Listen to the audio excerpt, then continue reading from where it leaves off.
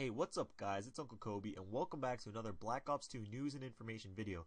We're going to be taking a look at some leaked footage of the developers build of Black Ops 2, going through each and every assault rifle as you will see it once you get your very own copy in a couple months. I'll give each weapon a grade and together we are going to determine which gun is the best, at least statistically speaking. So let's make this short, let's make it sweet, and let's get right into it. Alright guys, so the first weapon we got is the M8A1. It is a 4-round burst fire weapon, however the burst can be fired in a quick succession. So first thing, just because the fact they mentioned it can be fired in a quick succession, I'm guessing it's going to be faster than normal burst fire weapons we've seen in the past. Not saying it automatically has a rapid fire feel, rather the time between the bursts are very short, which would make it very deadly. How deadly? Well, let's look at the stats. And for the sake of this video and the Black Ops 2 weapon videos I'll be doing in the future, I'll be calling each little block a point. Why? Because I can, and let's move on. The mobility is ranked at 14 points, which will be the same across the board of all assault rifles with one exception.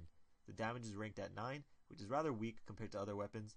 Range is at 11 points, which again is not the best, and its accuracy is at 13 points, which is somewhat average. Overall, this gun makes me wish they brought back the M16 instead, which is why I give it a C. Next we have the SCAR H, which is fully automatic and has an increased damage and range from the M8A1. Its mobility is the same at 14, but has a damage of 13 points, which is slightly above average. Its range takes a jump to 15, which is second best in its class, however its accuracy is second lowest at 12. Overall, this gun is nothing more nor less than average, which is why I give it a C+. Next on our list we have the AN-94, which is fully automatic, however the first 2 rounds of each burst are fired at a slightly faster rate. Not sure why they noted that, or even if it's worth noting, but it makes you think that they are encouraging you to burst fire this gun, even though it's fully auto. As for its stats, the mobility is standard at 14, damage is at 12, which is smack dab in the middle of the class, its range is average as well at 13, and its accuracy is at a class worst 10. This gun is comparable to a student that barely passes, but passed nonetheless, so I give it a C. Now let's take a look at the SIG-556, a 3-round burst rifle that produces high damage with each trifecta of bullets. Mobility is at 14, and damage averages out at 13. However, where this gun thrives is at long range, with its 15 points and 16 for accuracy. This gun is going to be a laser if they keep the recoil down, but I'm guessing the bursts are going to be slightly farther apart than the M8A1, and I'm assuming its hipfire will be dreadful unless they pull an Infinity Ward pre-patch Type 95. So I give this weapon a strong B.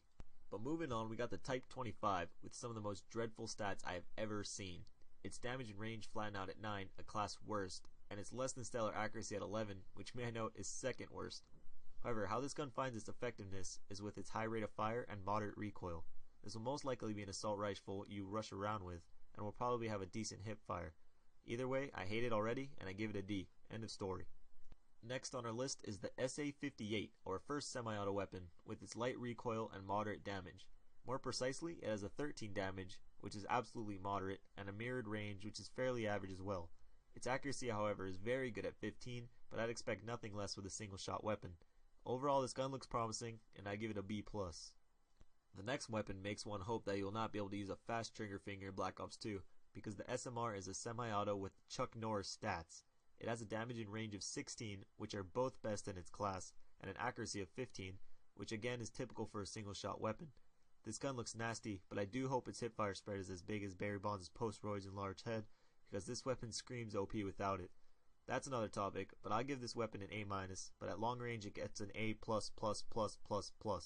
Moving on, we got the M27, which is fully auto with higher mobility and reduced recoil. This is the only assault rifle to break free of the 14-point mobility, however its damage and range are less than stellar at 11 and 10.